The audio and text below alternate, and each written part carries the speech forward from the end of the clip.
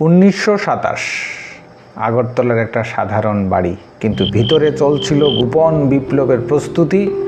ছাত্ররা দিনে খেলাধুলা করত আর রাতে হাতে তুলে নেওয়া হতো পিস্তল। দেশপ্রেম যাচাই করার জন্য নেওয়া হতো গোপন পরীক্ষা, কে সত্যি দেশের জন্য জীবন দিতে পারবে। এইভাবে জন্ম নিয়েছিল ছাত্র সংঘ। সবাইকে নমস্কার, welcome to my channel history IQ. বিংশ শতকের শুরুতে যেখানে সর্বভারতীয় ক্ষেত্রে আলোড়ন তৈরি করা গুপ্ত সমিতি, স্বদেশী সমিতি এবং স্বদেশ প্রেমের মন্ত্রে দীক্ষিত হয়ে ব্রিটিশ বিরোধী আন্দোলনের বিভিন্ন সমিতি গড়ে উঠেছিল এবং সশস্ত্র বিপ্লবী আন্দোলনের ক্ষেত্রে মহারাষ্ট্র, পাঞ্জাব এবং বাংলা এগিয়ে এসেছিল।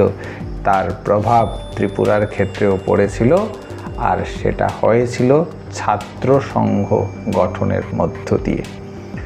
তাহলে আজকে ছাত্র সংঘ কী করে গড়ে উঠল, ত্রিপুরার রাজনৈতিক ক্ষেত্রে এই ছাত্র সংঘের কী ভূমিকা ছিল, ভারতবর্ষের স্বাধীনতা আন্দোলনে এই ছাত্র সংঘের কী ভূমিকা ছিল এবং ত্রিপুরার কী ভূমিকা ছিল, এটা নিয়ে আলোচনা করব।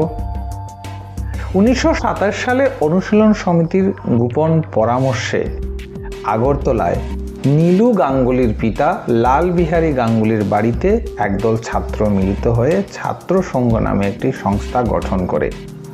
মূল উদ্যোক্তার নাম এখানে জানা যায় না। 1905 সালে যেখানে বঙ্গভঙ্গ আন্দোলনের পর এই গোপনে ব্রিটিশ বিরোধী আন্দোলনের একটা ধারাবাহিক কার্যকলাপ শুরু হয়েছিল সমগ্র বাংলা জুড়ে, তারই প্রভাবে 1927 সালে আগরতলাতে এই ছাত্র সংঘ গড়ে ওঠে। এই সময় গুপ্ত সমিতির নেতারা নিজেদের পরিচয় গোপন রেখে আড়াল থেকে বিশ্বস্ত কর্মীদের সাহায্যে সংগঠন গড়া এবং পরিচালনার কাজ করতেন। এইভাবে কত মহৎ ব্যক্তি নীরবে নিঃশব্দে দেশের জন্য প্রাণ বিসর্জন করে গেছেন, তার হিসাব কোনোদিনই পাওয়া যাবে না। সুপ্ত জাতিকে জাগিয়ে দেওয়ার জন্য কিছু প্রাণ বলিদান করতেই হবে, এটাই ছিল বিপ্লবীদের গভীর বিশ্বাস। প্রথম দিকে যারা ছাত্র সংঘের নেতৃত্ব দিয়েছিলেন তাদের মধ্যে কারা ছিলেন উল্লেখযোগ্য ব্যক্তিত্ব, তাহলে আমরা দেখে নেই এই ব্যক্তিত্ব কারা ছিলেন।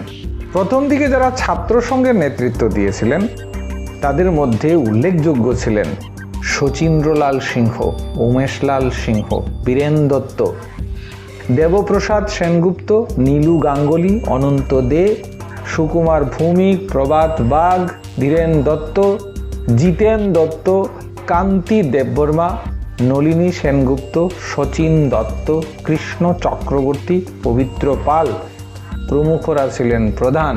আড়াল থেকে পরামর্শ দিয়েছেন উপেন্দ্রচন্দ্র লস্কর, বাসমোহন ভট্টাচার্য এবং নারায়ণ ব্যানার্জি।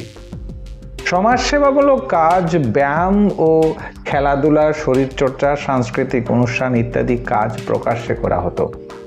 এসব কাজে মহারাজ বীরবিক্রম যুবকদের উৎসাহ দিতেন, এমনকি বিভিন্ন অনুষ্ঠানে উপস্থিত থেকে পুরস্কার বিতরণও করতেন ত্রিপুরার এই শেষ স্বাধীন রাজা।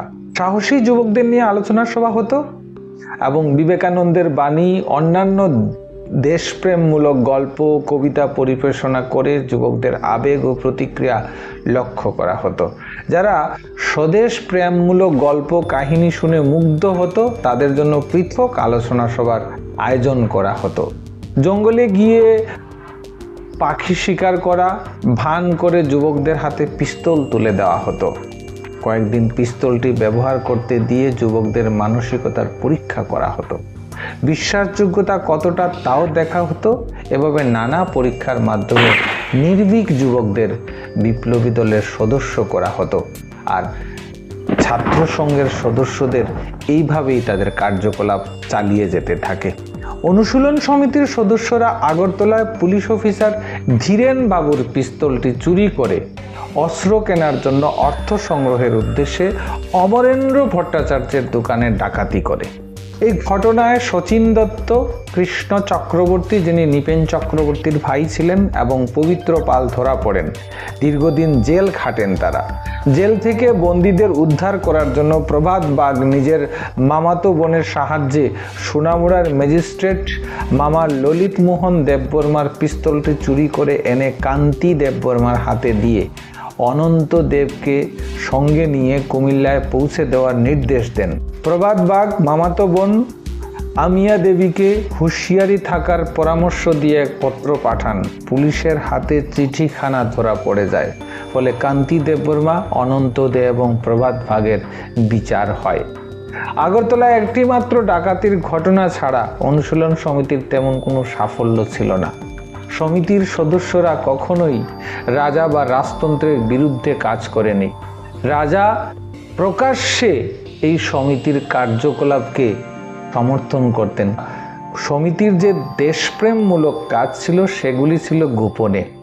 অনুশীলন সমিতির ন্যায় বিভিন্ন সমিতি গড়ে উঠেছিল মহারাষ্ট্র, পাঞ্জাব, বাংলা এবং ত্রিপুরার মতো পার্বত্য রাজ্যেও হয়েছিল, আসামে, উত্তর পূর্ব ভারতের বিভিন্ন রাজ্যে হয়েছিল। তারা প্রকাশ্যে শরীরচর্চামূলক কার্যকলাপ চালিয়ে গেলেও গোপনে তারা কিন্তু ব্রিটিশ বিরোধী কার্যকলাপ জারি রেখেছিল। আর এটা পরবর্তী সময়ে সশস্ত্র বিপ্লবী আন্দোলনকে অনেকটা গতি দান করেছিল। আর ত্রিপুরার ক্ষেত্রে কিন্তু এর ব্যতিক্রম ছিল না। কিন্তু দেখা গেছে ত্রিপুরার যে বিপ্লবীরা, তাদের কৌশলগত ত্রুটি ছিল, প্রশিক্ষণের অভাব ছিল এবং যোগাযোগ ব্যবস্থা এতটাই অপ্রতুল ছিল যে তাদের ধরা পড়তে হয়েছে।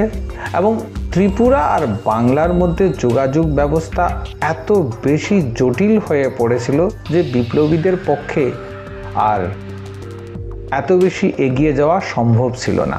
তবে এখানে উল্লেখযোগ্য একটা বিষয় ছিল যে বিপ্লবীদের এই শরীরচর্চামূলক কাজ, দেশপ্রেমমূলক কার্যকলাপ, এই প্রত্যেকটা ক্ষেত্রে রাজকীয় সমর্থন পাওয়া গেছে।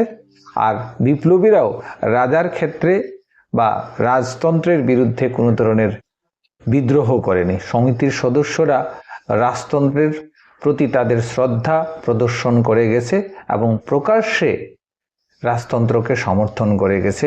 আর রাজাও তাদের সময় সময় অ্যাপ্রিসিয়েশন করেছেন। নীরবে এই সংগ্রাম একদিন ইতিহাসের সবচেয়ে বড় পরিবর্তনের বীজ বপন করেছিল। তাই ত্রিপুরার ইতিহাসের ক্ষেত্রে এই ছাত্র সংঘ তাদের কার্যকলাপ ব্যর্থ হলেও পরবর্তী সময়ে এই যতজন সদস্য ছিলেন ত্রিপুরার রাজনীতির ক্ষেত্রে সক্রিয় অংশগ্রহণ করেছিলেন, যা ত্রিপুরার রাজনৈতিক চিত্রকে পরিবর্তন করে দিয়েছিল। তাই ভিডিওটা ভালো লাগলে অবশ্যই লাইক করবেন, শেয়ার করবেন। আর ছাত্র সংঘের সদস্যদের নিয়ে যদি কোনো ধরনের বক্তব্য জানা থাকে অবশ্যই কমেন্ট করে জানাবেন। চ্যানেলে নতুন হলে অবশ্যই সাবস্ক্রাইব করবেন। নমস্কার, সবাই ভালো থাকবেন।